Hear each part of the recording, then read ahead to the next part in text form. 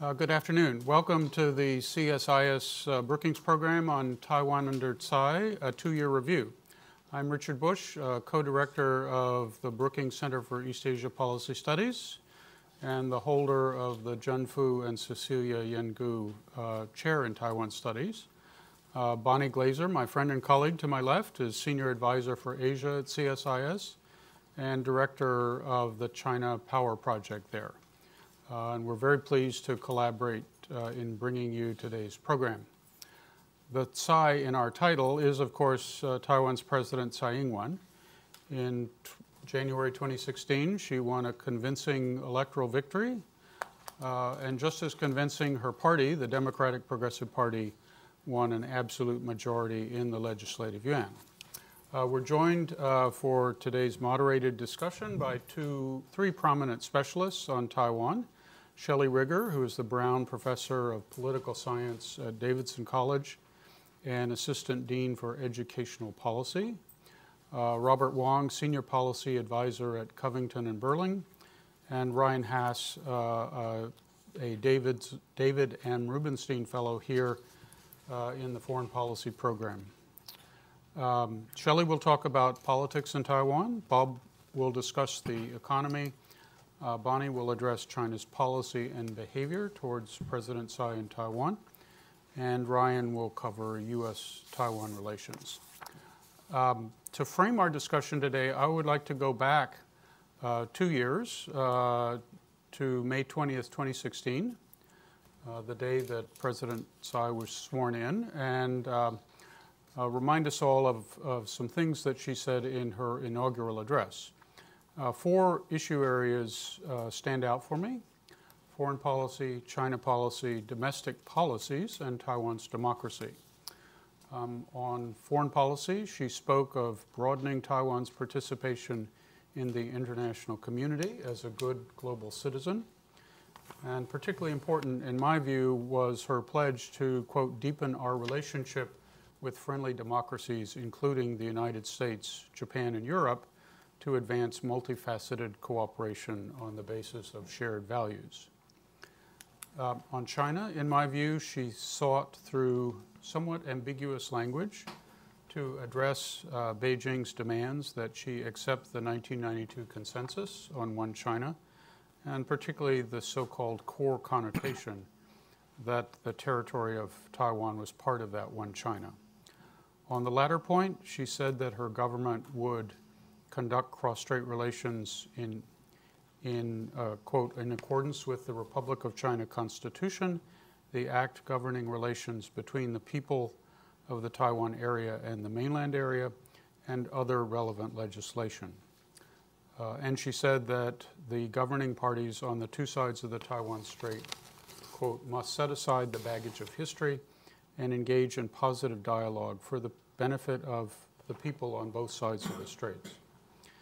Now, I know all too well that China all along insisted that President Tsai must address these issues explicitly, but I would note that a bit of ambiguity is often useful in making relationships work.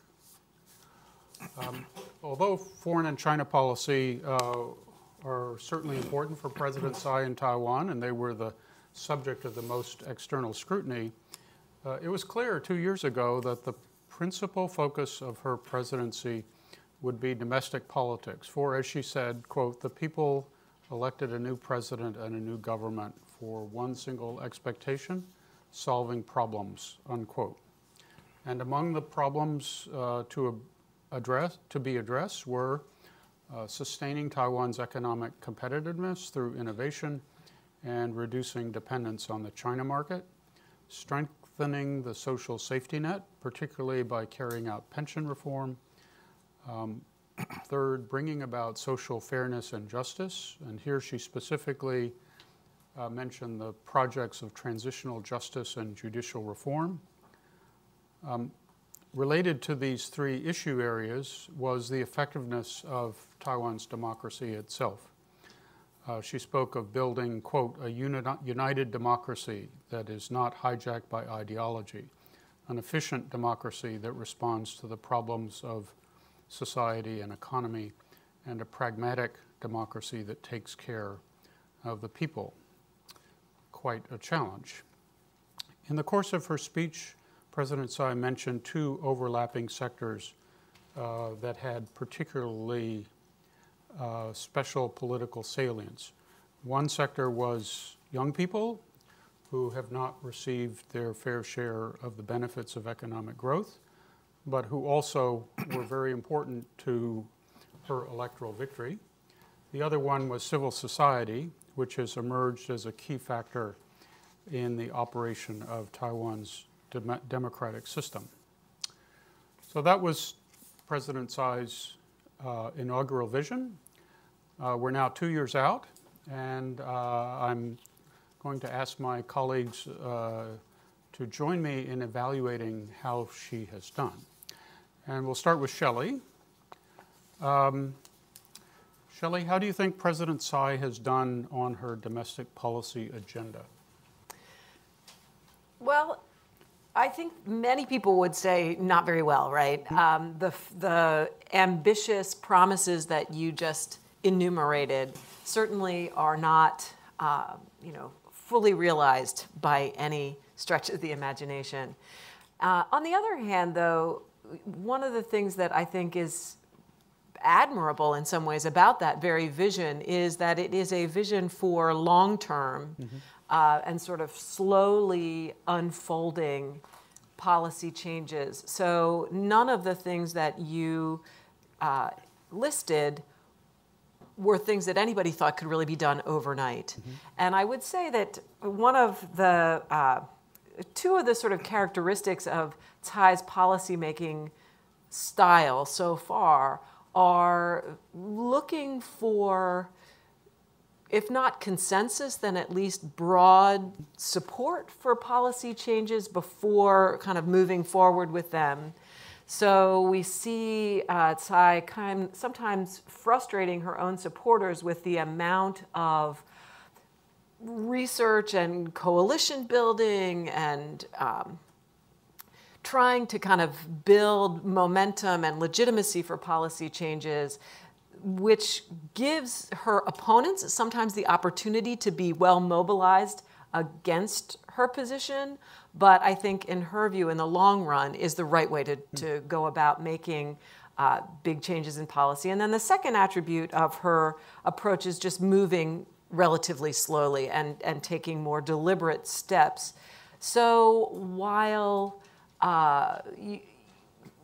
she hasn't used, the position of the presidency to ram through a lot of stuff, it does seem to me that the foundation for some significant and actually very difficult and costly and overdue policy changes has been built. And recently she said something about, the first 2 years were sort of planting seeds. This was not her metaphor, but we expect to see the results soon.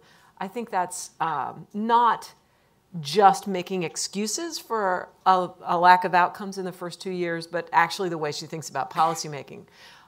So in some of this, just on a couple of the specific items, the Labor Standards Reform Act was one that the business community had been asking for a long time, but it was also something basically, changing the relationship between labor and business has implications for labor and for business. They both want something out of the legislation. It's been very controversial, but it should be very controversial. And the ultimate outcome of the back and forth negotiations was a bill that doesn't satisfy business or labor, which one might say is a failure of policymaking, but one might also say is a success of democracy, right?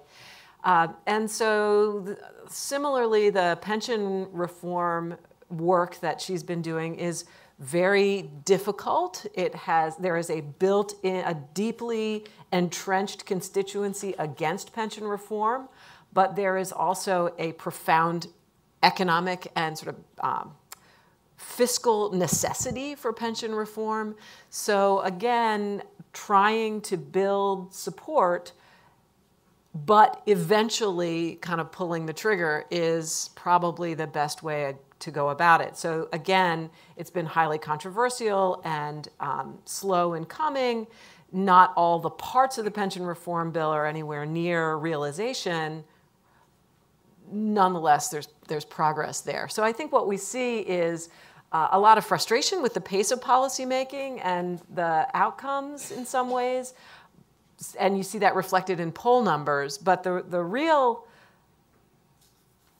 judgment or the real moment of truth, I think, for Tsai will come not in public opinion polls, but in election polling in November, where I think we'll see really whether people are using polls to keep the pressure on or to express a genuine dissatisfaction with her performance.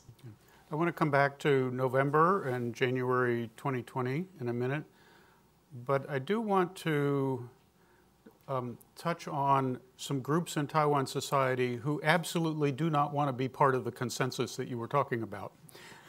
And these are right-wing, even extremist right-wing groups. Are you worried about their behavior and their effect on Taiwan's democracy? Definitely. So this trend has been evident a little bit in Taiwan for a long time. The kind of, we could call them fringe elements, and you could say there have been fringe elements on both ends of the political spectrum.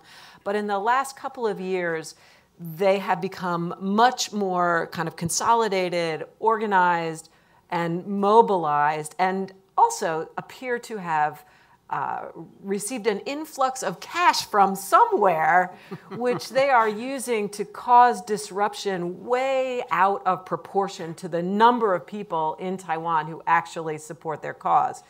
And the most sort of extreme or the most significant of these is the China Unification Promotion Party, or CUPP, which has become very vocal, almost impossible to avoid, active across a spectrum of issues, seeking to run candidates for political office, although they've done really poorly when they have run candidates for political office, but also now increasingly introducing actual violence into their protests against all kinds of both protest in favor of unification and also protest against all kinds of policy moves.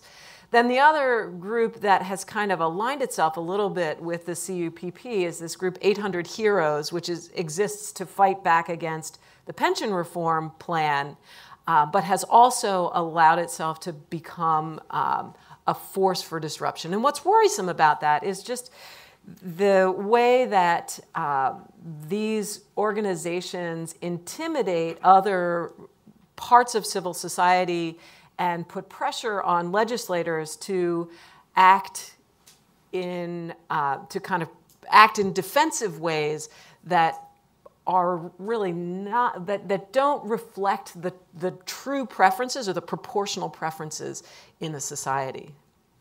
Okay, thanks. So it's coming back to the elections in November, which are local elections.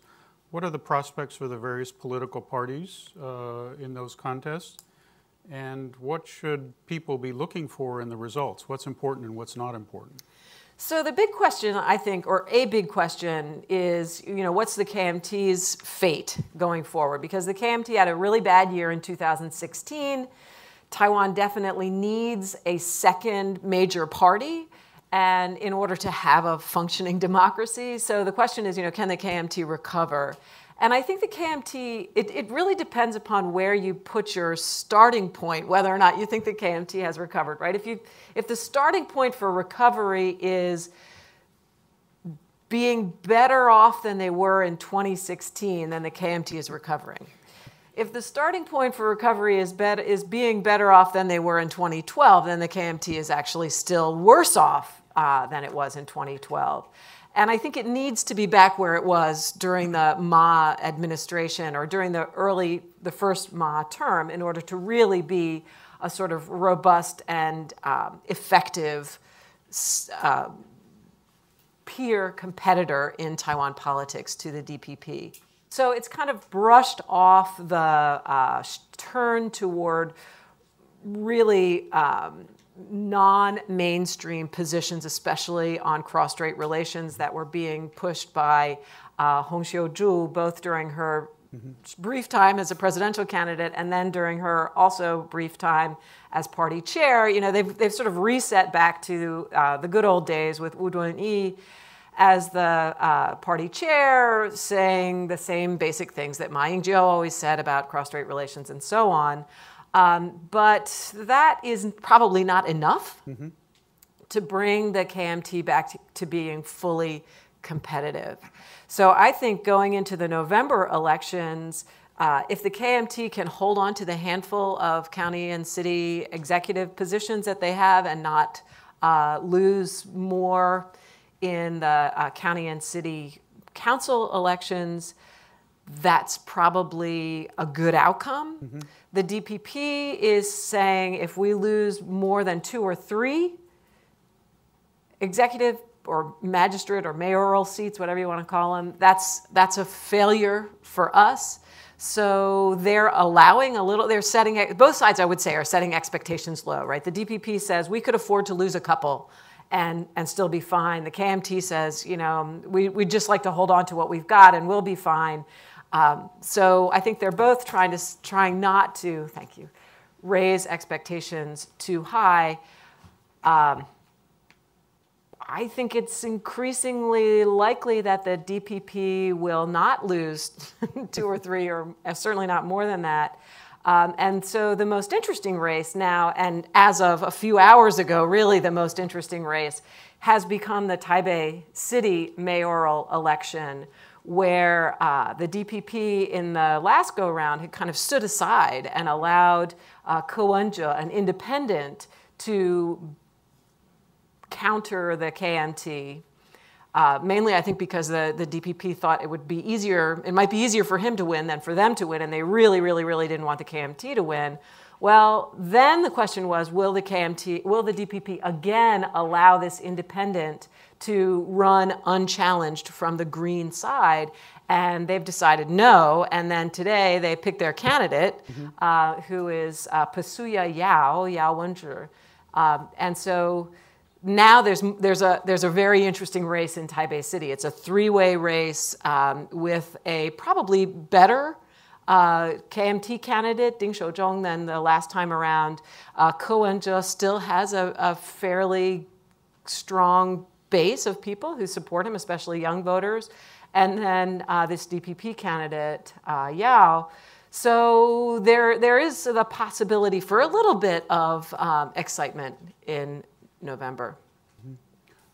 In addition to the number of seats in the various races, to me it also seems important what the aggregate vote for the KMT is, and if that is in the realm of what they've gotten in past elections of this type. Yeah, I think that's an excellent point. It's also interesting to see whether there is any deterioration of the KMT's grassroots network. So we can also look down the level of elections a little bit to see whether they are able to hold on to, especially county and city assemblies, to see whether or not, because that's where their networks are, that's where their grassroots mobilization is most important. And without that grassroots mobilization, they will continue their downward slide. And the reason that that's so interesting this year is that this is really the first time that the KMT is competing without the money. Right? One of the first things the DPP went after when Tsai became president was the so-called KMT ill-gotten party assets. And that has been effective in a way it's never been effective before. This is the white whale of DPP politics for generations. Like, how do we separate the KMT from its money? Well, the KMT is pretty separated from their money now.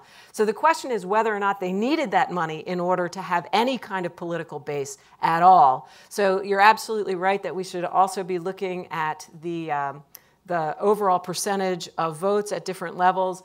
And also, never ignore that grassroots politics, because that's where we're going to see whether the KMT's flagging financial resources are translating into flagging political resources at the grassroots. Okay. Thank you. Let's switch to the economy. Bob, the economy seems to be doing okay. The current forecast is a little bit over 3%.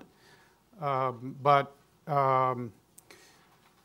there is also dissatisfaction with the administration's policies, and that's affected her popularity. What's going on here? Well, I would first just draw on a old American saying, better lucky than good.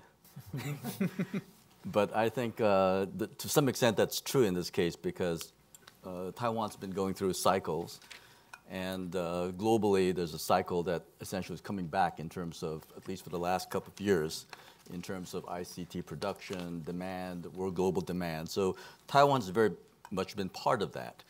And so if you look at the numbers, clearly I'm not sure 3%, but approximately that. And last year was about 2.4, something like, or 2.8. But that, of course, that's compared to about 1% for the 2 years before that. That's 2015 and 2016. So clearly there's been an uptick. And if you look at the stock market, of course, a lot of people see that it's at a record high of 11,000, back down a little bit now. If you look at unemployment, it's quite low. But being somewhat of an economist as well, I always want to balance it a little bit. I mean, after all, even though the unemployment figure is pretty low, you have about 800,000 Taiwanese working abroad. So that really is part of it. And I think the stock market going up at its current rate still has not translated, in many ways, the growth has not translated to what you were talking about earlier, wage, salary, earnings for young people who are coming out. Unemployment is still about 11–12% for young people. Wage has not really come up along with the growth or with the stock market. So this is clearly an issue that will be important in the election as well, I think. And in terms of the other things you were talking about, Shelley mentioned pension and labor reform.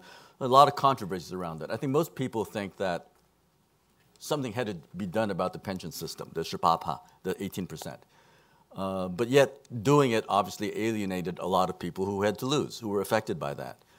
On the labor front, it was more, the labor standard front, it was sort of back and forth, which initially intended to reduce work hours. I mean, Taiwanese are hard workers. So the attempt to reduce it led to, I think, a lot of reaction, not just because of the cost for business, but also because of the, we hear from AmCham in January about the lack of flexibility in the system between blue-collar, white-collar, professionals, managers. Mm-hmm. So the back and forth of that, I think, created a lot of unhappiness on all sides. Mm-hmm.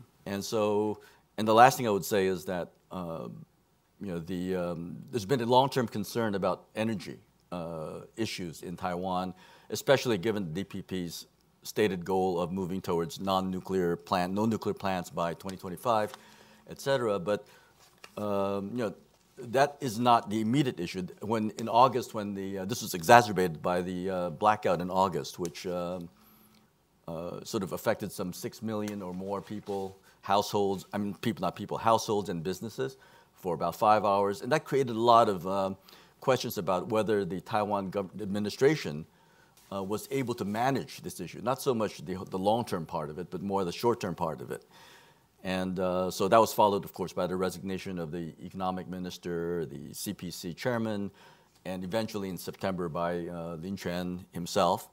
So I think all of that has created strains on, I think, the administration, and I think has affected the polls. There was a report today that power consumption in Taiwan today reached an all-time high. Summer's and coming. It's not even June. Yeah. So, what do you think are the key economic challenges for the Tsai administration over the next 2 years in the run-up to the next election? Yeah, on that I would say, when I look at what's happening in Taiwan in terms of the government, the Tsai administration, I think, first of all, that they're fully aware of the challenges. I don't think it's not that they don't know what the challenges are. To begin with, although Taiwan's economy and its mainstay that Shelley had talked about before, the whole global supply chain for ICT and so on and so forth, I think that clearly there's going to be pressure on it going ahead in the next several years from China in particular, somewhat spurred by the ZTE issue. So they're going to try to build their own semiconductors, and they're going to go out and do more. So that's going to provide a challenge to Taiwan's mainstay in terms of its economy. And that's something they have to worry about at this point. And so part of it, of course, the Tsai government is trying to respond to in terms of infrastructure, trying to improve the infrastructure, making sure that, of course, electricity, energy, without that, semiconductor factories, et cetera, will all be affected. So clearly they're looking at ways to improve the fundamentals in terms of the infrastructure with the forward-looking infrastructure program. So they understand that what they'll do about it is another matter, how they will implement that. And the second thing that they fully understand is, as reflected in the 5+2 Innovative Industries program, is that Taiwan eventually has to broaden its industrial base beyond what it has now. Because again, you'll have competition, but beyond that, these are low margin industries in some ways.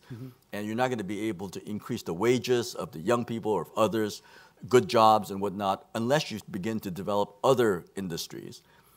And I think the administration really does understand that, but it's a long-term process. It shows you all of these are long-term processes, and so they need to broaden out. The question then is, how do you do it? A lot of questions going on here or there, but one thing I would say that I've always emphasized when we're in Taiwan, especially talking to the people there, and including business people and government, is I think Taiwan is doing much more than it now is doing to attract foreign investments and talents, which will then feed into local domestic talents and investments as well. But they have to do a lot more, not just open up. They actually have to go out there and look and really target. And they've made some successes recently with Microsoft, Google, with HTC, Amazon. But it really has to be a broad-based, really focused attempt to go out and see what they can bring to Taiwan in terms of these new industries in particular. And I say that because it's not going to be easy because everybody's doing it. China has a Hainan free trade zone, Shanghai zone as well, and now they're opening up. They're talking about talking about something in Zhejiang, the Big Bay thing, and then the Guangzhou, Shenzhen thing, another one with Hong Kong. I mean, everybody's out looking for these talents, looking for these investments. Can Taiwan compete with that?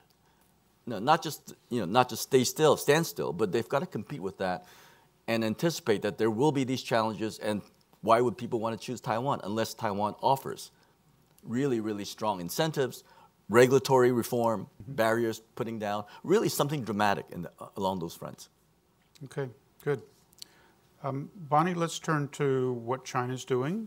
I think the word intimidation is not too strong in describing what China's policy and behavior has been since May 20th, 2016. But this isn't sort of completely new. How does what we're seeing now differ from what we've seen in the past?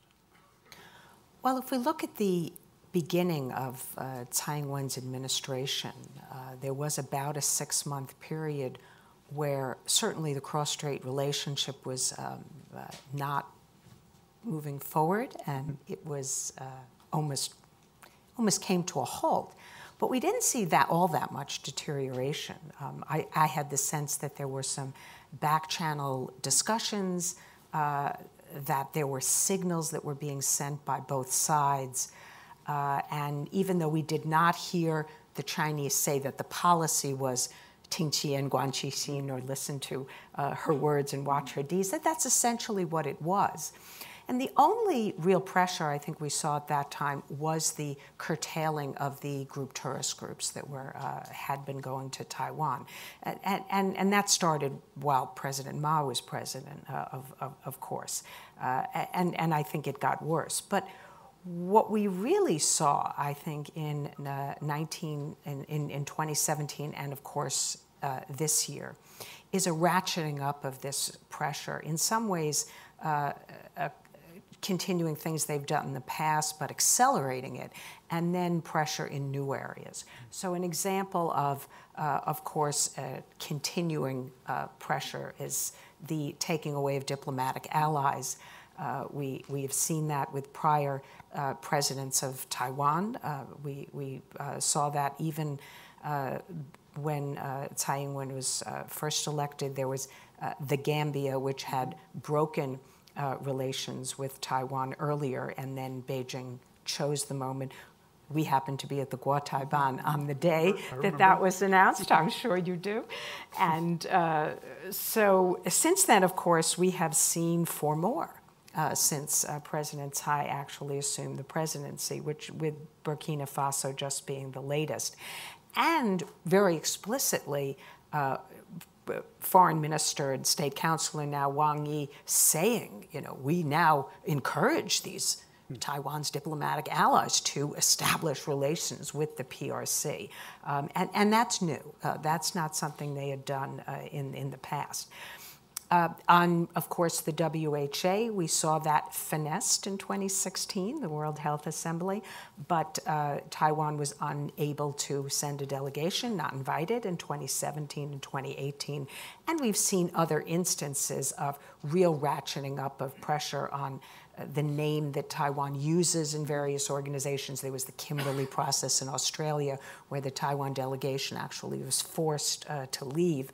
But of course, Taiwan still has retained some of its status in other organizations like APEC, even though Beijing has tried to downplay its role there. Where we've seen, I think, some new tendencies is in the military area. Always been Chinese military pressure on Taiwan, but now we've seen really since late 2016 the circumnavigating the flights, bombers, fighters that are flying around Taiwan, stepping up the operational tempo. And I think these are not only aimed at coercing Taiwan, they are also a signal to the United States that Beijing has the will to assert its sovereignty, and it's a domestic message to the Chinese people that the party in China is willing to defend their claims. And then, of course, the area that is really of interest, I think is getting a lot of attention in the media, is sort of what I call enforcing the one China principle around the world. And we see these websites. I think the first one that I saw was Marriott. There was Zara. Now we see 36 airlines that the deadline was the 25th of this month, so a few days ago, that these websites were supposed to be changed to say Taiwan, China. About 25 or 26 of them have. United, Delta, and American Airlines have not. I've talked with U.S. officials. I'm told that the government is in close coordination and discussion with these airlines, and that the airlines have basically are telling China, go talk to the U.S. government, talk to Washington. That's interesting. I mean, their profit is, their bottom line is at stake here, right? So I don't know how long they really can hold out, but the idea is that they will remain, unified, solidified, and then we'll have to see whether maybe some of our allies and, of course, commercial companies, these are not state-run, but whether they will be able to hold the line. And so that's a really disturbing area where China is showing intimidation. I see it as much a function of, in a sense, weakness as I do strength. It's strength in the sense of economic power, knowing the power of China's market, right? But it's weakness in the sense that, this is a rising great power, that this is the way they have to treat Taiwan. I continue to ask myself whether Xi Jinping just feels so vulnerable on the Taiwan issue that he has to find ways to fend off pressure at home, but I have no evidence. Aside from these, what you might call coercive activities, do you want to say something about the incentive side, the 31 measures? Right. So as we've seen the hard hand get harder. We've seen the soft hand maybe get a little softer, although I do think the gap is growing. The 31 measures, I think at least a dozen of them, if not more, relate to education. So they're trying to attract youth, young people, and talent from Taiwan. I think this is very worrisome to President Tsai Ing-wen, that the best people that they have educated at home are going to be drawn in many ways to China to work or to study. And it is interesting that in President Tsai's statement, which she made after the Burkina Faso incident, that she used the word China 10 times. I counted this, right? So we've now moved from saying mainland sometimes and China sometimes without really just calling them China. But yes, there are some of the soft things that Beijing is doing, but I don't think that's where the emphasis is at this point. Okay. Coming back to the sort of measures in the security realm, but not confining ourselves to those, does this campaign threaten Taiwan's security, do you think? Well, I'm not an international lawyer, but if we had one up here, I think that person would tell us that if Taiwan got to the point of having no diplomatic allies, then its claim to sovereignty would be somewhat weakened. Yeah, I agree with that. So I think that there is concern in Taiwan that as that number gets lower and lower, that their own claim to sovereignty becomes weaker. But ultimately, I do think that the people in Taiwan understand this is really not a function of Tsai Ing-wen provoking China, that it really is a hostile policy from Beijing. And so I don't think it's going to weaken her. She's a dozen of high polling results for all the other reasons that we've talked about. I don't think that this is going to harm Taiwan's military security. We could get an attack out of the blue. I just don't think that's likely. And I hope that other countries, including the United States, will stand up and do more for and with Taiwan. And as President Tsai herself said, she has strong diplomatic partners. So maybe there will be a willingness to do more, but of course that also will be probably limited. Okay, picking up on that and preempting Ryan a little bit, what do you think the U.S. government should do? Well, I think the U.S. should work with like-minded countries, first to criticize Chinese pressure. It's always good to shine sunlight, it's the world's best disinfectant, on bad behavior. So I do think we should call them out. We should do it ourselves, bilaterally when we can, or multilaterally, maybe a G7 statement, for example. I do think that more countries are worried about Taiwan's future and the future of Taiwan's democracy, but there's always an awkwardness and a difficulty that I think countries have, that they fear being punished. And we see that China punishes countries when they criticize their, one China principle. If China were to take action against one of our airlines, or just calling even for Chinese citizens to not fly that airline, I think we should seek some kind of reciprocity. I think we should retaliate. I don't know whether that's doable, but I think we should look into that. And then we should seek ways, I think, to strengthen our own relations with Taiwan. And as you wrote on the Brookings website earlier today, the upcoming dedication, of course, of the AIT building is a wonderful opportunity. We should be sending a cabinet secretary. We should be celebrating the commitment that that building means to our enduring relationship with the people of Taiwan, with the government and future governments of Taiwan. And then finally, I would just say that where we have the ability to help Taiwan to expand its international participation, we should do that. It's hard to do where, of course, Beijing is present, but there are other ways, and we have this wonderful Global Taiwan Cooperation Framework, which I've advocated should be a sort of GCTF +1. That is, shouldn't be just be the U.S. and Taiwan, but we should take this to other countries as well. And the act of hosting those kind of workshops on things like fighting in pandemics and promoting gender equality and things like that, those kind of opportunities, just hosting it in other countries demonstrates a signal of support to Taiwan. So I think that's something we could do too. Great, thank you.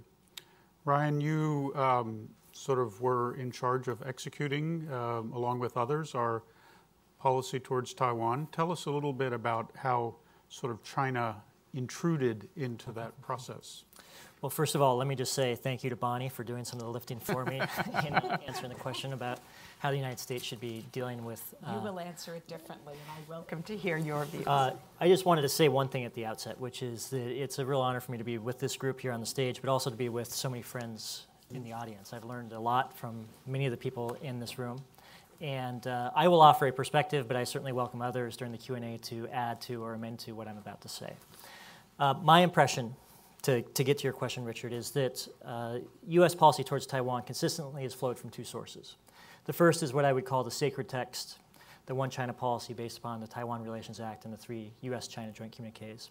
And the second has been our enduring interest, one of which is stability in the Taiwan Strait.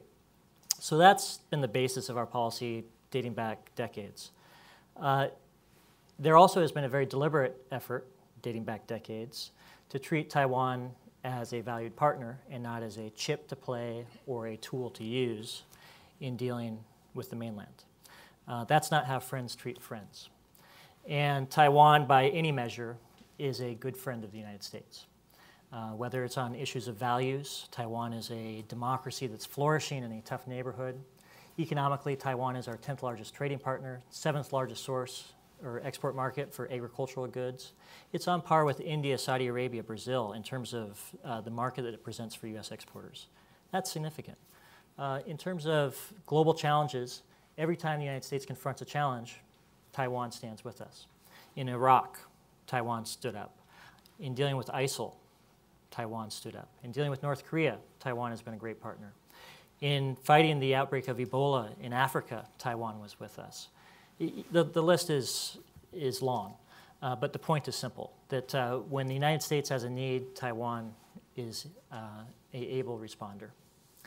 And then on the issue of security issues, I always like to say that the U.S.-Taiwan relationship is not defined by the security relationship, and the security relationship is not defined by arms sales. When you sort of peel back and look beyond the question of arms sales, what you see is a picture of the United States and Taiwan's armed forces working together in a very sophisticated way in training, in sharing best practices that rivals and compares to the work that the United States military does with many of our closest partners around the world. So the basic point that I'm trying to make is that Taiwan is a close and valued partner of the United States. And part of the reason why I think that our policy has been and should continue to be pro-Taiwan and not anti-China is because if we were to use Taiwan as a tool with China, it wouldn't help the United States' interests, but it would hurt Taiwan's. And I think that that's an important point that we need to remind ourselves of repeatedly, particularly in our government system where we have so many people that change in and out and don't have deep familiarity with the sacred text that Richard and others helped to craft. And I'll just offer 3 reasons why. The first I already mentioned. Friends don't treat friends as tools. That's not right. The second is that I don't see any evidence that President Tsai seeks an intensification of cross-strait tensions. Rather, she seeks to focus on the issues that Shelley and Bob outlined, which are largely domestic. And that's where the United States should be standing by and offering support to President Tsai.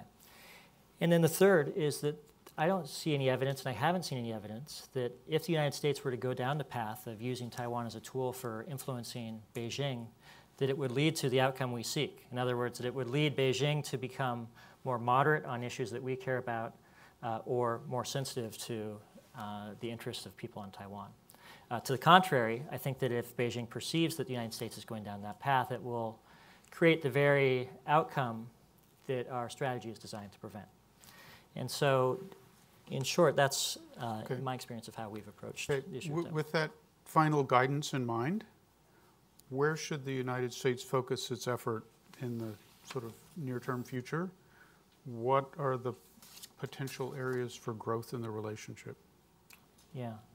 Well, I think Bonnie's already touched on some of them. I will just offer 3 quick thoughts and then be eager to hear the reaction from people in the room. But when I think about this question, I really think about 3 interrelated questions. The first is, what kind of Taiwan and U.S.-Taiwan relationship serves the United States? The second is, what guiding principles should lead the U.S.-Taiwan relationship forward? And then that leads to the final question, which I think you're getting to, is what specific steps should the United States take? And my perspective on this is that the United States wants to see a Taiwan emerge that is confident in its security, that is in control of its economic destiny, and that is treated with dignity and respect on the world stage. In other words, or put differently, the United States does not want to see Taiwan susceptible to coercion, dependent upon a single market for its economic well-being, or humiliated or squeezed on the international stage. So that's what we're trying to do. I think there is a palpable desire, and it's reflected by the attendance in this room, but there's a palpable desire in Washington to do something to support Taiwan, particularly as Taiwan is being increasingly squeezed by the mainland. And that's a bipartisan impulse. It's not one party or the other. The challenge, as I see it, is to find ways to do that in a substantive manner that helps Taiwan and advances the United States' interest. And so that leads me to the second question that I ask myself, is what principles should guide U.S.-Taiwan interactions going forward? And my sense is that there really are 3 sort of North Stars that we should follow, both the United States and Taiwan in their joint efforts. The first is to promote the shared interests of the U.S. and Taiwan. If we're going to do something together, it has to serve both of our interests to be sustainable. The second is it needs to be beneficial on its substantive merits. Hollowly symbolic gestures play a role, but the relationship can't sustain itself on symbolism. It needs substance. And then the third, I think that there's ample ways for the United States and Taiwan to work together in areas that don't pick at our differences over questions of sovereignty. So that's sort of how I get to the final question, which is, what is it that fits within those parameters that we could do? And I think Bonnie's already outlined a few of them. I will just offer a few additional inputs for the group's consideration and reaction. The first is President Tsai, as Shelley and Bob have indicated, really is focused on increasing the dynamism and competitiveness of Taiwan's economy. And I would love to see the United States lead a very high-powered trade mission to Taiwan and encourage other countries to emulate that approach, to strengthen the economic ties that bind the United States and Taiwan. Relatedly, it would be wonderful to see our U.S. trade representative enter into negotiations on a bilateral investment agreement between the United States and Taiwan. It would benefit both sides. It would spur the type of regulatory reform that Richard and Bob have talked about. And it would create opportunities for one of our comparative strengths, our financial sector. Similarly, I think that it would be helpful for the United States and Taiwan to seize moonshot initiatives, big, bold, shared missions that we can work on together. Cancer research is something that former Vice President Joe Biden really sought to mobilize with Taiwan. I think that's a ripe area. Green energy research and development and deployment is another area. Artificial intelligence. There's a long list, but I'm just giving you a few illustrative examples. I think that Bonnie's point on broadening the global cooperation training framework is right. I would love to see the United States host one of these sessions at a cabinet level in the United States and bring other counterparts from around the world to participate and join and benefit from the expertise that Taiwan is able to offer. And I would love to see more members of Congress emulate the standard that Senator Gardner demonstrated this week of making Taiwan a normal stop on tours to the region. None of these are silver bullets. None of these are going to radically transform the situation in Taiwan or the U.S.-Taiwan relationship. But I think that cumulatively and systematically, they will advance the relationship and make Taiwan a more attractive environment for the type of innovation and investment and technology that Bob identified as Taiwan needing. Great. Before we open it up, does any member of the panel want to comment on anything that another member of the panel has said? Are we in violent agreement with each other?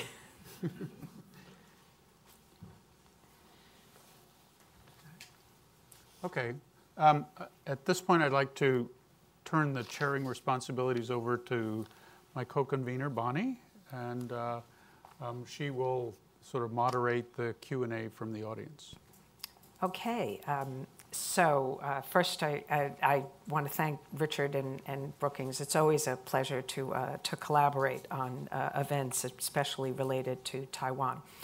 And I want to ask each of you, raise your hand. As usual, identify yourself.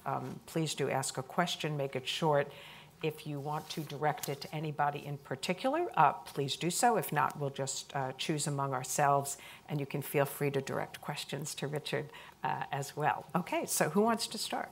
Wait for the mic. Yes, and wait for the microphone, of course. Okay, so we'll start right there. Wait for the microphone. It's coming up behind you. Stuart Reuter. In all of your commentary, I heard nothing about the Taiwanese military, and as a sideline, their request to either purchase or manufacture submarines. So, I mean, I can start on that, and then anybody else can add their thoughts. It struck me when you were speaking, Ryan, that you didn't say anything about the military, and it made me realize I didn't either. I think that there continues to be a very close relationship between the U.S. and Taiwan militaries. And Tsai Ing-wen is more interested in indigenous weapons production. We've already seen some successes in Taiwan. This is not brand new. The submarines is something that they aspire to build and are still, as I understand it, working on a blueprint. We cannot build it for Taiwan. We don't build diesel-electric submarines.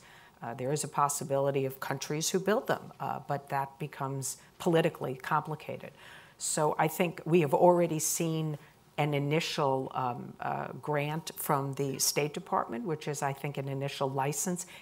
It's a many-step process, but nevertheless, I would see this as a signal to American firms who have already taken that signal. They are talking with Taiwan, with its military, to see how we might be able to work with them to build submarines. In my own view, there's still a lack of convergence between the United States and Taiwan about the size of the submarine, about where it would operate, what its mission would be. So I think we should have more convergence on that. And I'm sure these discussions continue to go on. But this is something the United States said in 2001 under George W. Bush that we supported. And if this is a priority for Taiwan, then we should find ways to work with them. That's my view. A couple of other points. One is the time frame in which it would take Taiwan to build sort of large submarines. It's not a short timeline, and the PRC would know sort of at which point Taiwan would have this capability that they would have to deal with. Another point is that, if we were in a war situation and if the United States chose to come to the defense of Taiwan, I suspect that the U.S. Navy would want to operate alone, or in terms of our submarines. We don't want to create the danger of accidentally shooting at a Taiwan submarine when we thought it was a PRC submarine. That's called the fratricide problem. Right. That's where it was operating. That's what I was hinting at. Yes. Okay.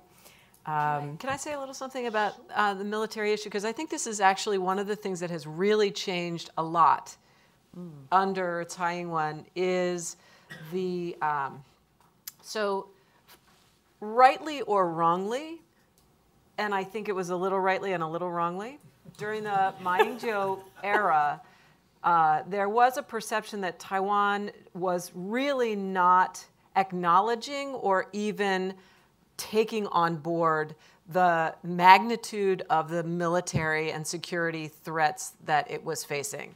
And that manifested itself in various ways. One was a kind of, is Ma's policy toward the mainland driven by his conviction that the best way to kind of damp down mainland aggression is to be friendly, or is it that he just doesn't get that the mainland has this aggressive tendency?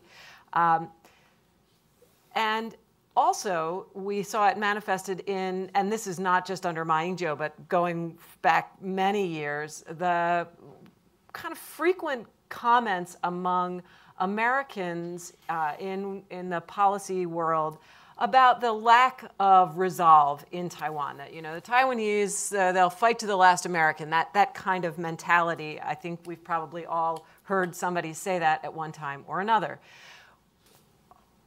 Neither of those is really sustainable as a position or a viewpoint today. The Tsai administration has definitely not continued Ma's policy of trying to maintain, to cultivate the PRC away from hostility or aggression, because the PRC is just not willing to respond, even if Tsai tried. And I think Tsai has therefore, or alongside that way of dealing with the mainland, has shown a lot more appreciation of the military and security challenges that Taiwan is facing. Meanwhile, the more recent evidence from Taiwan suggests that the population, too, is more, A, aware of, and B, willing to respond to the military threat that they're under. So I don't know exactly. I mean, a lot of this information is really new, and the developments are pretty recent. Certainly, you know, the Tsai has only been in office for 2 years, but I think we should be really paying close attention to the kind of resolve issues on the Taiwan side, because it seems to me that Tsai on this front and also her population on this front are quite different from not very long ago. Mm-hmm. Right? If I can just offer one thought. If I neglected to talk about security issues, that's my oversight, but I think I did. Security issues are one of the 4 main pillars of the U.S.-Taiwan relationship. I meant in terms of a specific recommendation when you got to the third part. Do you have anything specific you want to add? Well, thank you. I'll just finish my thought real quickly and give myself a second to think about that. But the second thing is, few things in Taiwan politics are consistent. Between the KMT and the DPP, there have been shifts and fluctuations. One thing that has been consistent since the consolidation of democracy is the percentage of money in the annual budget that is devoted to defense. It has been one of the remarkably flat lines in recent Taiwan history. And so that sort of poses a question that Derek Mitchell dealt with when he was at the Department of Defense, and others still wrestle with today, which is if you have a finite amount of resources that you know Taiwan is going to allocate towards defense, and the percentage of those resources being devoted to personnel are growing, there's less space for procurement, where is the maximum point of impact for the investment that you're going to make? And this is where the question of subs or F-35s or other things come up. There's a tension there. And the direction that U.S. policy has been focused on in recent years has been to find ways to support Taiwan's efforts to create more innovative asymmetric capabilities that maximize Taiwan's geographic advantages and make it harder for anyone to seek to invade or challenge Taiwan's territory. But it's a judgment call, and different people come at it from different angles. There's no right or wrong answer. But I think that the sort of the law of physics that we're running up against is unless the share of the pie that's devoted to defense grows to match the threat that Taiwan faces, there are going to be hard choices that are going to put constraints on Taiwan's ability to acquire new capabilities. Okay, great. All right. There was a question up here. Thank you. Sheldon Ray. So what should this U.S. government not do at this particular time and in the future such that the mainland could use it as an excuse to increase hostilities? This government meaning the U.S. or Tsai Ing-wen? The U.S. government. Okay, who wants to take that? All right, I'll start. I think that we should be careful to not link positive things that we do with Taiwan to negative behavior from China. In other words, if we decided to disinvite, which we have, China from RIMPAC, some people have said, well, oh good, China's not going to be there this year, let's go ahead and invite Taiwan. And my position is actually both should have been invited in 2014. I think that would have been the best policy. But that's not the policy we chose. And so at this juncture, to say when China is engaging in bad behavior, we'll reward Taiwan, suggests the obverse, right? I mean, what if China is behaving well? Do we then do less with Taiwan? Do we punish Taiwan for that? And the answer, I think, of course, is no. So I don't think that we should be linking what we do with Taiwan to China's bad behavior. And I go back to what Ryan said earlier as he laid out sort of our principles. We do what's in the interests of the United States and Taiwan's interests, and we just not try to link that together with Taiwan. Taiwan just should not be treated that way, and it puts Taiwan's security in danger. In that vein, I think that once we define what our national interest is concerning Taiwan and what follows from that definition, we shouldn't worry too much about the tender feelings of the Chinese state in response to those actions. We obviously have to take those into account, but if we decide this is important for us, let's act on our interests and not China's definition of its interests. I guess I would just add one brief process thought to it. I think the relationship with the United States and Taiwan, or the triangular relationship, works best when there's a sense that there's a clarity of approach and a sort of a consensus of purpose in what we're trying to do with Taiwan and with the mainland. And when there's not that cohesion at the governmental level or at the leader level, then it leaves departments and agencies to sort of interpret things and act on things as best they can based upon the information they have available to them. And if there isn't a coherent theory of the case, we're going to find ourselves doing things with Taiwan that are inconsistent and incoherent in ways that raise anxieties in Beijing without necessarily providing the material support to Taiwan that we think is necessary. Yeah. David Brown in the back. Oh, sorry. David Brown from Tsai. Great panel. I want to follow up on Bonnie's comment that we haven't, in some ways, addressed the military aspect of the relationship. The exercises that the PRC is conducting around Taiwan in much greater sophistication and frequency than before are designed in part to coerce Taiwan, but also to undermine Taiwanese confidence in the reliability of the United States as a partner. And you can see this being underlined by the pro-Beijing media in Taiwan, repeatedly saying this proves that the US and Japan are not reliable partners. So if that's something that's happening now, what steps can the United States take to demonstrate that we are a reliable partner in ways that are consistent with our overall policy towards Taiwan and the mainland? I think this is part of a larger picture of countries throughout East Asia having increasing doubts about the United States. Who wants to start? You're going to start, Richard? I'm not ready yet.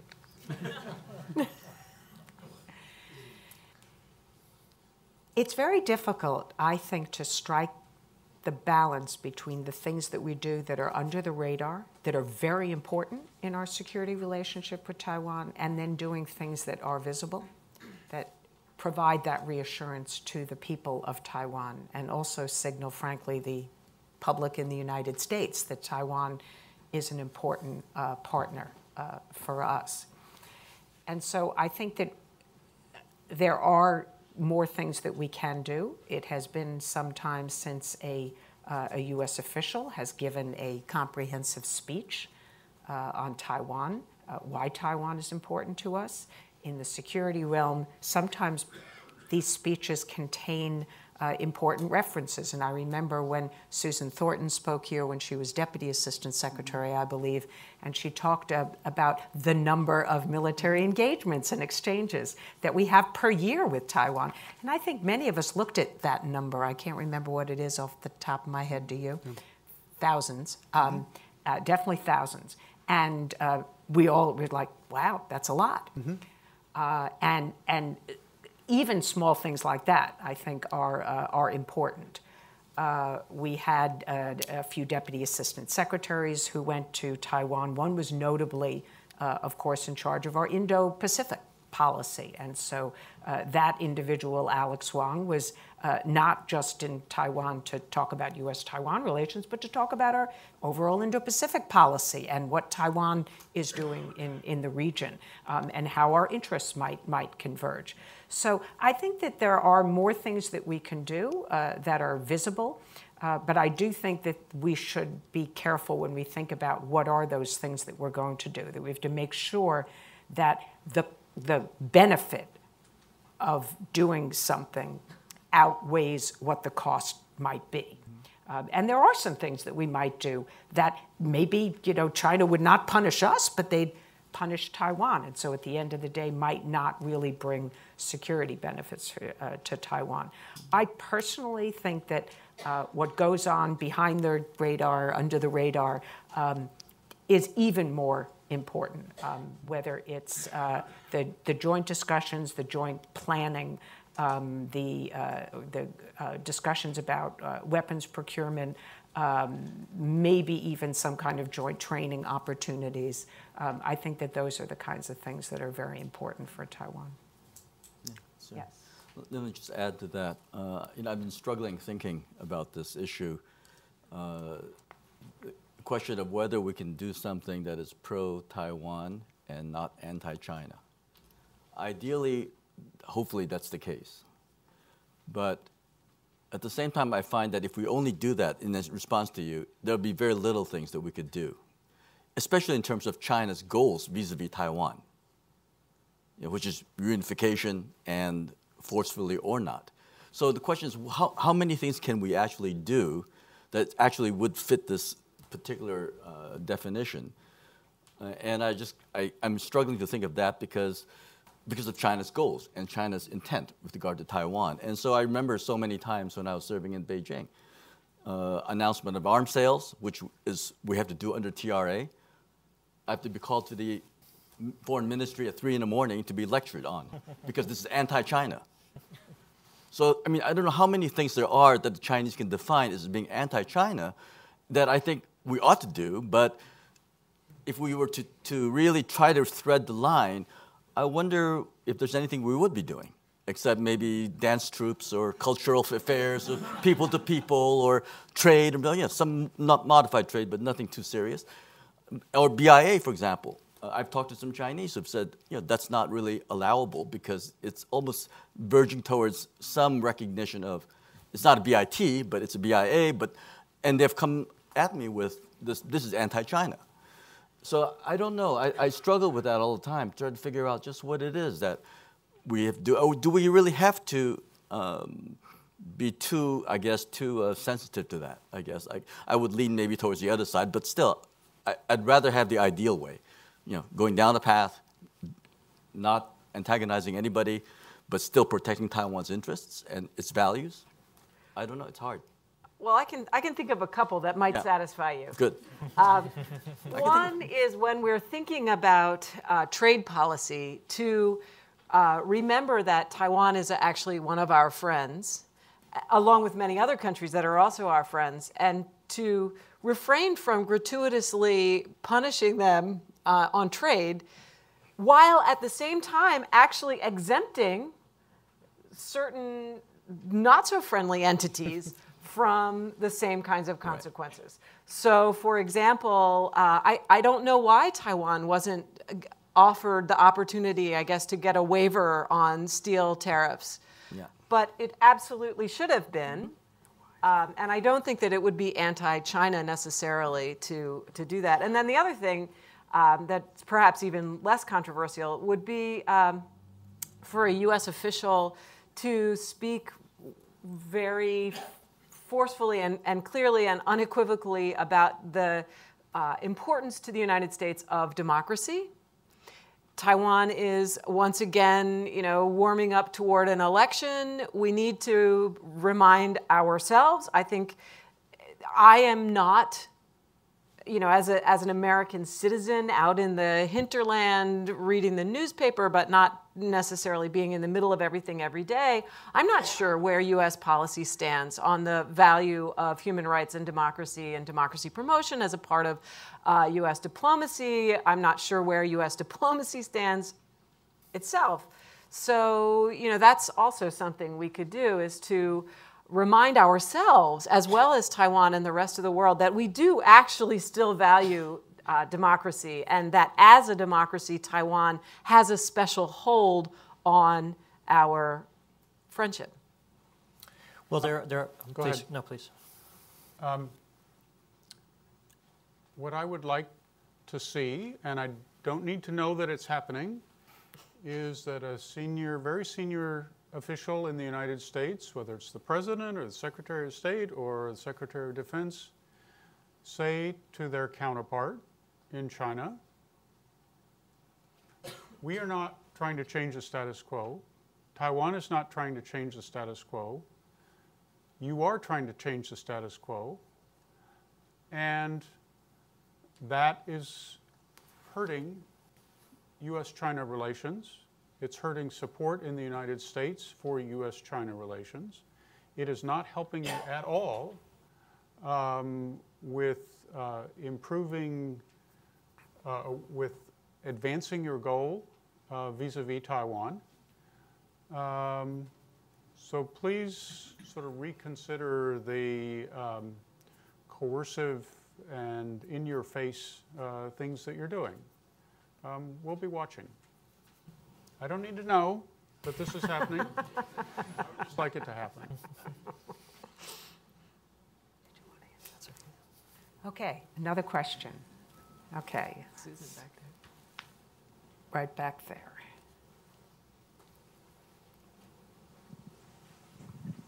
Thank you.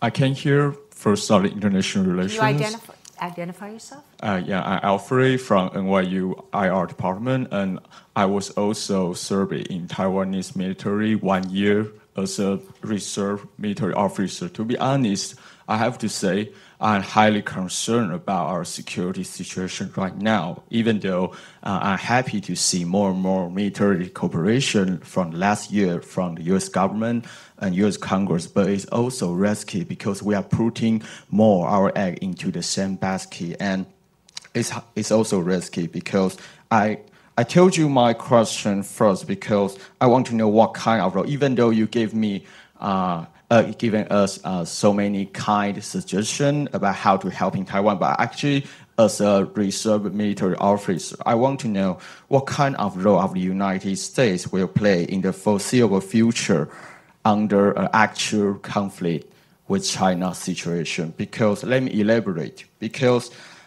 this is worrying and highly concerned by a lot of people because we heard and saw something, some pieces of information and some signs that the U.S. is losing its advantage in East Asia, might not have enough resource and resolve to protect its allies in this region when facing a potential conflict with mainland China in the future. For example, a report from R&D Roundel Corporation last year, that scorecard report, I guess so many people of you already read that, which is the U.S. military forces is losing and will lose its relative advantage in East Asia within 10 years. And back to a closed-door speech, we heard a high-ranking military official from U.S. Navy. He said they won't send the aircraft carrier group in Taiwan Strait again, like what they did in 1996, because the situation has changed. So I want to know what's your evaluation on that. Thank you.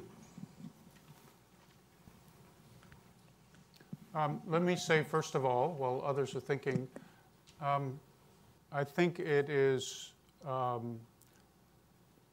wholly justified for Taiwan to worry about its growing vulnerability to military attack. It is very important that the United States, in its own interests, worry about this scenario. But I don't think that's the only danger that Taiwan and the United States must consider. I think the things that Bonnie was talking about, various forms of intimidation by China against Taiwan, also deserve very serious considerations. The risks that China runs by carrying out intimidation are much less than they are for military attack, and the reward may be just as great. But it's a lot harder to figure out how both Taiwan and the United States can respond to that in a way that is effective and enduring.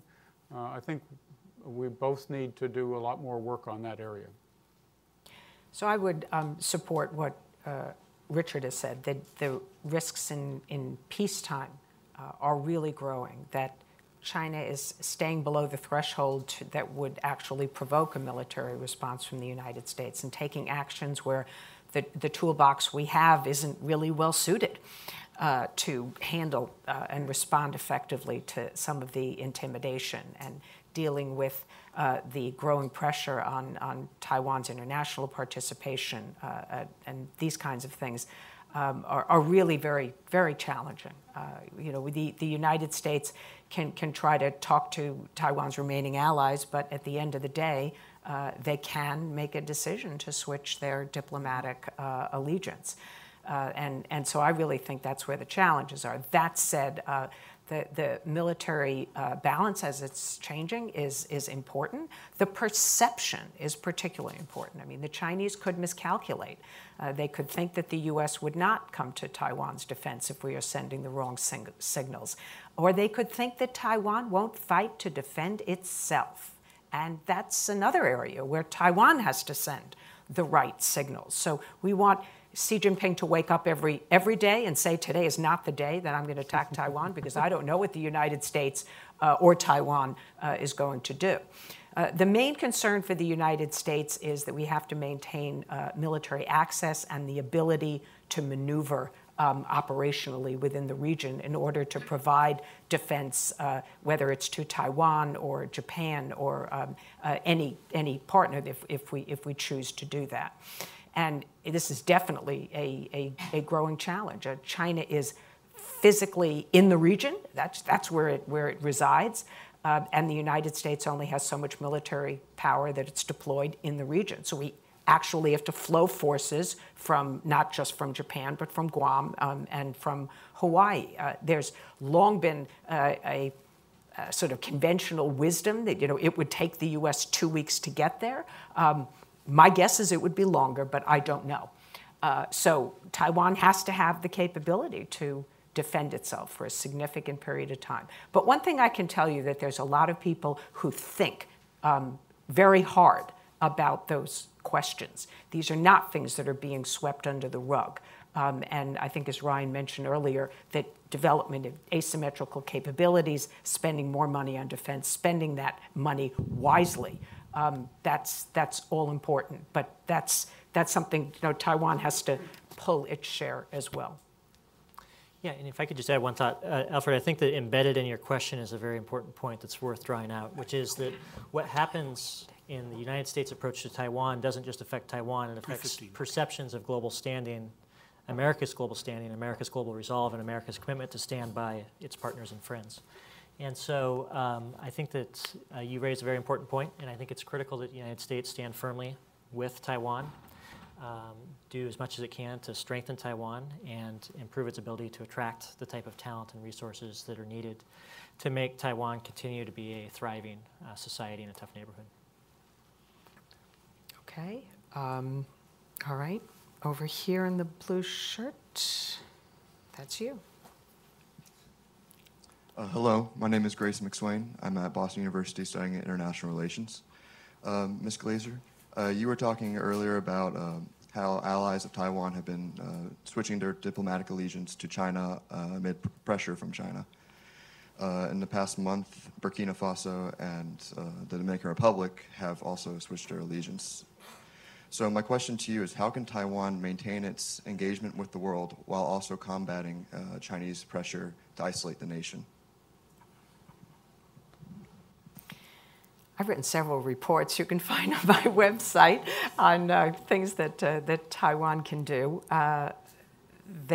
Within organizations that Taiwan is a member, I mean, there's a lot that Taiwan can do, and you look at fishery organizations that in the region is an example. Taiwan is a member of APEC. There's a number of, as Bob Wong knows very well, different mechanisms within APEC, and Taiwan can try to expand its participation there.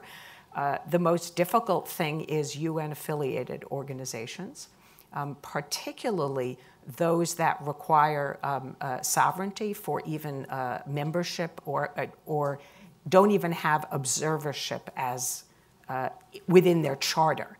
And one of the things that I did several years ago, and you can find one of my reports online, where we looked at the charters of a large number of UN organizations. And there are some where Taiwan could actually qualify for observership, and there are others that it just can't. I think there is no such category for like UNFCCC, for example. So Taiwan participates through NGOs, but even that's becoming more challenging.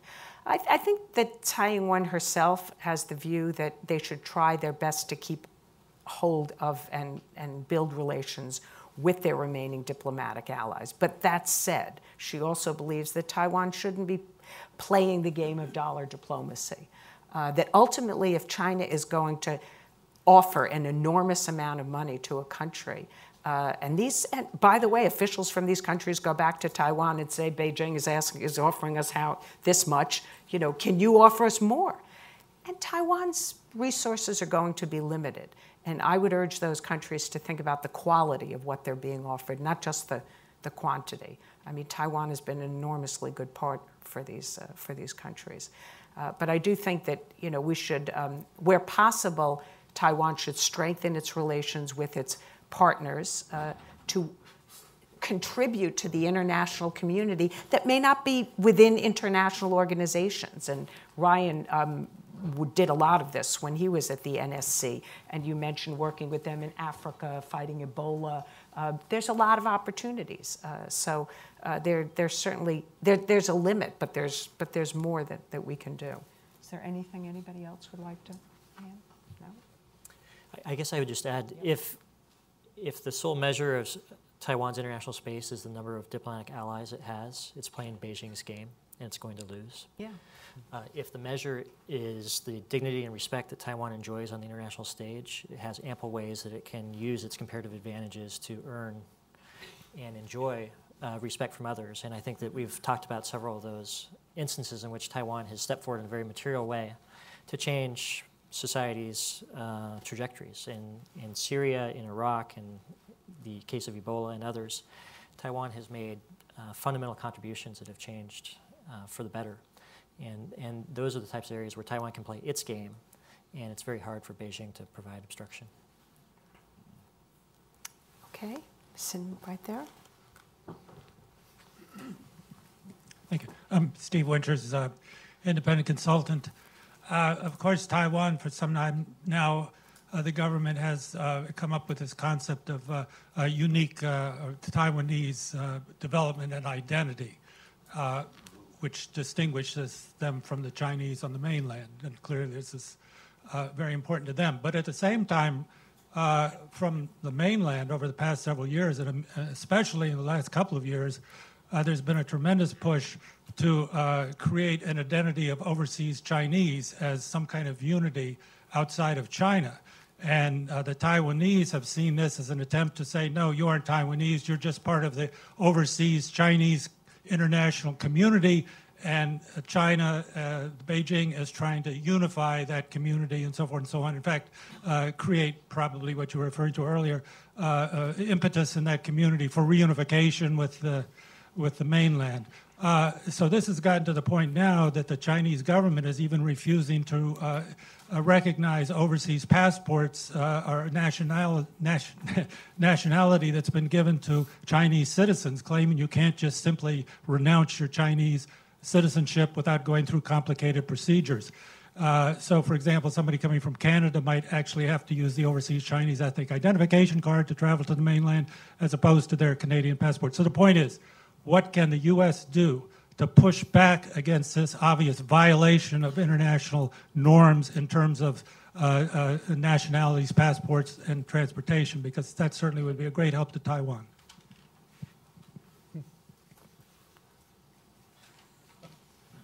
Looking to me? As we all look at each other. Well, we confront this. You're talking about really a broader issue culturally and everything else, but we confront this issue in our embassies and so on. When we have Americans, whether of whatever ethnic group, we treat them as Americans, period, and nothing else beyond that.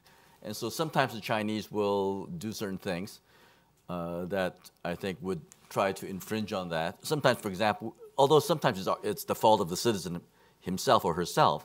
When they go into China, for example, they might use 2 passports or do different things. And the Chinese will treat them then as a Chinese, and we would, of course, go and protest that. Right. But our point is that we just treat anyone who's in America, who holds an American passport, as an American. Beyond that, it's really very hard for us to really do more. Okay. Question back there? Yes? Thanks. Russell Shao with the Global Taiwan Institute. Excellent and very thoughtful observation. It struck me, however, though, that the bulk of our discussion, your discussion, has been on the challenges and constraints facing the Tsai administration. And I wonder if you could focus a little bit on the opportunities, and specifically so in terms of Taiwan's new southbound policy. And now this is a policy that's directed at 18 countries in South Asia, Southeast Asia, Australia, New Zealand. And, this is now a two-year assessment. So I wonder if you could, the panel, I know Bonnie has written an excellent report about this, but I welcome the other panelists' observation about this policy and where you see perhaps there are opportunities going forward between the United States in working with Taiwan with other countries in expanding this NSP. Thanks. You wrote the report. You wrote the report, yes. All right, thank you for giving the chance to plug my work. I think that the new southbound policy has not received enough appreciation. And when it was first enunciated by President Tsai, and she has referred to it in virtually every speech that she has given, it really is, I think, her sort of top flagship policy, if you will, in her foreign policy. And many people, I think, were very dismissive of it and said, oh, this is sort of old wine in new bottles. This is the go south policy. Li Donghui tried this, Chen Shui-bian tried that, but it really didn't work. And I have found that Taiwan has done an enormous amount, and I certainly think there's more to be done, but there's now a budget behind the policy. There really is an effort to find synergy between the ethnic Southeast Asians, Indonesians, Filipinos, for example, Vietnamese that reside in Taiwan with their countries, develop more people-to-people relationships. It's not just about encouraging Taiwanese firms to switch investment from the mainland to Southeast Asia and India. To some extent, with the rising cost of doing business in China, there's and many opportunities in some of these new southbound countries. That is occurring anyway. And that's mostly new investment. You don't really see companies necessarily pulling out of China, but just like new Japanese investment and American investment is going into a lot of these countries. The challenge for Taiwan is that the competition is huge, right? I mean, if you just look at Chinese investment in India and the telecommunications market would be just one example. I mean, it's absolutely intense competition. So in some of these markets, Taiwan is actually coming in a little late. But I see a real effort by John Deng, who's coordinating this policy, and who I think that there's a task force within the National Security Council. The president herself is involved, and there have been some early harvest items, I think, and you can look in each one of these countries where you can see some concrete things that are being developed. There's scholarships that are being given to people from India who come to Taiwan, who go to school, then they work with a company, and then they might go back to India, and that strengthens that relationship.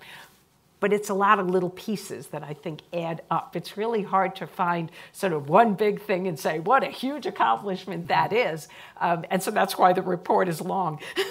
But there's a lot of, there's graphs and data. And I think that this is a policy that will grow with time if there is more energy and resources invested in it, just as I think Shelley was talking about earlier, and Bob about how 2 years isn't a really long time, in a presidency. And this is an example of something that it has to be sustained. But I think that it's an important policy. Ryan made a very good point earlier about really nobody should be overly dependent on any single market. And Taiwan sells something like 40% of its exports to mainland China, as well as I think Hong Kong and Macau. And that's too much. Bonnie? Yes. Could I just go back to that question earlier? Sure. I didn't know why everybody was looking at me. But I guess I'm an overseas Chinese in that sense. I'm a little slow today. So I answered in a different way. But actually, when I was in Beijing and working with the Chinese government and others, there are people who come to me and say, hey, you really are Chinese, right? Because you look Chinese. And so there's this effort. And I've always said I represent the U.S. and I act as an American with American values and American things. And I ignore it, basically. So it really is the responsibility of the overseas community, whoever, Indian, Chinese, American, whatever, to act responsibly in terms of their responsibilities, their values, whatever else, and not play that game. Although it doesn't mean that I can't socialize and like the culture and do different things. But these two things are separate. So if it gets into political things, you make sure that the lines are very clear. So I didn't realize that question was sort of in that sense directed at me. I just suddenly realized that after people started talking. I said, oh, I'm Chinese American. Oh, geez. I forgot. Sorry. I think we can, though, relate these two questions, actually. And I think we were looking at you because you're the U.S. official who had to deal with that's what I thought, too. Those passport holders getting treated, given local treatment. That's how I responded to it, but go ahead. But I think one of the virtues of the new southbound policy in particular, and more broadly the kind of mentality that Taiwan has developed in the last 10 years or so, is precisely that it's really just kind of left behind this ethno-national version of Taiwanese identity and embraced what we would call in political science civic nationalism, the idea that, what makes us Taiwanese, I don't know, are we Chinese, are we not Chinese? Could we not ask that question? But could we talk about the fact that we live here in Taiwan, we're born and raised here, and we are citizens of a democratic nation, which is Taiwan, and that's what makes us a community of common destiny. So not our blood, but our shared commitment to values and to living together under a certain kind of institutional and ideological framework. That, one, really challenges the ethno-national version of identity that the PRC definitely does try to impose upon people of Chinese background everywhere in the world. And it also works in reverse in that it allows Taiwan to absorb people who are not of Chinese background into Taiwanese society, this was very controversial not so long ago. You know, the idea of foreign-born brides coming to Taiwan, especially the ones from the PRC, people worried about, but they also didn't really know how to feel about women marrying in from Vietnam, Philippines, Thailand. You know, can these people ever be citizens of Taiwan? I think that debate has been settled with the answer, yes. Yes, they can become part of our society and part of our community of common destiny. And that, in turn, has enabled the new southbound policy to turn not only to temporary sojourning by students and others, but to the actual institutionalization of migration, of labor migration, with better treatment and more legal protection than certainly I thought Taiwan was going to be able to manage by 2018. Shell has a better answer than me.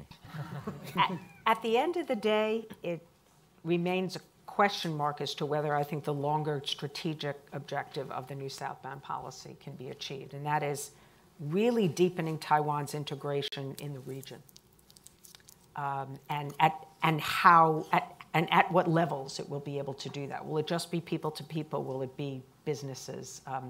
Will Taiwan be able to have more economic agreements? You know, we talked about a BIA. You know, I think that the bilateral investment agreement they have with Vietnam goes back to the 1990s. This is in need of upgrading. You know, China's pressuring some of these countries, right, to not upgrade these agreements. We had New Zealand and Singapore that were willing to sign free trade type agreements with Taiwan. So I think that's an objective in the out years, but there's a lot more. There's work to be done, and then there's a question as to whether China's going to be a negative factor in that regard. I think you raise a really important point, Bonnie, and I would just add one thought, which is that Beijing's strategy, I think at its core, is to tell the people of Taiwan, if you want prosperity, you have to come through us. If you want security, you have to come to us. If you want international dignity and respect, we will give it to you, but you have to come to us. And what the southbound policy does is it says, no, there are different ways for Taiwan to grow its economy. And from the United States perspective, I wish that we could do more and that we were doing more to support this strategy, because it aligns with what the United States wants to see in the region, which is an integrated, diversified region that's densely connected and in which no one country is able to dominate. And so I hope going forward that we are able to find creative ways to lend support and tailwinds to the strategy that President Tsai has outlined. Okay, we'll take one more question. This woman here. 2 minutes of closing remarks. Jia Xingwei, a recent graduate from George Mason and not affiliated with any organization. And my question, I feel like our discussions today has been, focused more on the political side of the cross-strait relations. So my questions are more about the promising, sides of the cross-strait relations.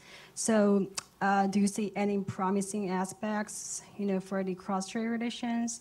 If you were the advisor to either President Xi or President Tsai, what advice would you have for either of them? Thank you. I'm personally not very optimistic about cross-strait relations in the near term because I see China's policy tightening up, as I suggested earlier. I think that Xi Jinping should have engaged early on with Tsai Ing-wen. There are other people in the DPP who could be president in Taiwan that maybe would be even more problematic from Beijing's perspective. Tsai Ing-wen is really, in my view, doing what she is saying. She is preserving the status quo. She is not promoting independence. And so I think that if that relationship is going to improve, that Xi Jinping is just going to have to loosen up. And I don't think, that, honestly, that he's going to do that. But there is, and I think there was potential and there still is potential going forward to have quiet discussions between the two sides about what they could agree on. They could build a better relationship based on the ROC Constitution. This was something that I think was possible and might still be possible going forward. In other words, you set the bar too high, you say she has to accept the 1992 consensus. I just don't think that that's possible. But there are other things that they could agree on. Or they could engage what Richard has talked about so many times in a sort of mutual confidence building process of incremental steps to build trust, taking one step and then reciprocating that. That's something that I think President Tsai actually tried to engage in, but didn't get much of a positive response from Beijing. So I remain rather pessimistic in the short run, but I hope that in the longer run that the Chinese realize that winning the hearts and minds of the people of Taiwan can't be done through intimidation, and that ultimately China's interests really do lie in winning over the hearts and minds of the people of Taiwan. It reminds me of this wonderful fable of the wind and the sun. If you've ever read Aesop's fables of a man who's holding his coat and he holds it tighter and tighter because the wind is blowing, but when the sun comes out, he takes his coat off, right? So China's intimidation tactics are like the wind, and what they really do is they need to pursue more sunshine-like policies if they want to get support from and just positive feelings from the people of Taiwan. They should set the bar lower, and both sides, I think, could take more positive steps. But it's a difficult period right now. I agree with that, and I guess at this point, it's sort of 2 years into President Tsai's term, the event that might lead Beijing to take a different approach, excuse me, is if the people of Taiwan, through their voting in January 2020, basically say Tsai Ing-wen has won our hearts and minds, and China hasn't. Then, is China prepared to adjust to that reality? So Richard has asked me just to make a couple of closing remarks. It's always difficult to summarize a very rich conversation like we've had today, but I'm going to try and just say a couple of things. When we talked about the domestic side, the economy and domestic politics, my takeaway was that these are sort of a work in progress, that Tsai Ing-wen set out these very ambitious objectives. She's working on some issues that are highly controversial. We should only engage in our own pension reform. It's hard for democracies to do this, and 2 years isn't a long time. On the economic front, there's a recognition, as you kept on saying, Bob, understanding what the problems are, but a need to offer more incentives, reduce regulations, open up, things like that. So 2 years isn't long enough, and we should give her more time and understand that the problems are difficult. On the sort of external side that Ryan and I talked about, I would sum that up as saying that we would agree that that we're building on a solid foundation in the U.S.-Taiwan relationship, and yet there's room for growth. And we talked about a lot more things that could be done. I think we are, at least I am, I think most of us are rather pessimistic about the cross-Strait relationship, but we are, as Richard and I talked about, there's even more dangers maybe in peacetime and in this pressure campaign, or at least as many dangers that often don't get as much attention as the risk of a military crisis, which, of course, we should always keep our eye on that ball as well. And with that, I want to thank you all for coming and thank all our panelists. Thanks for watching. Be sure to like and subscribe for more videos from Brookings.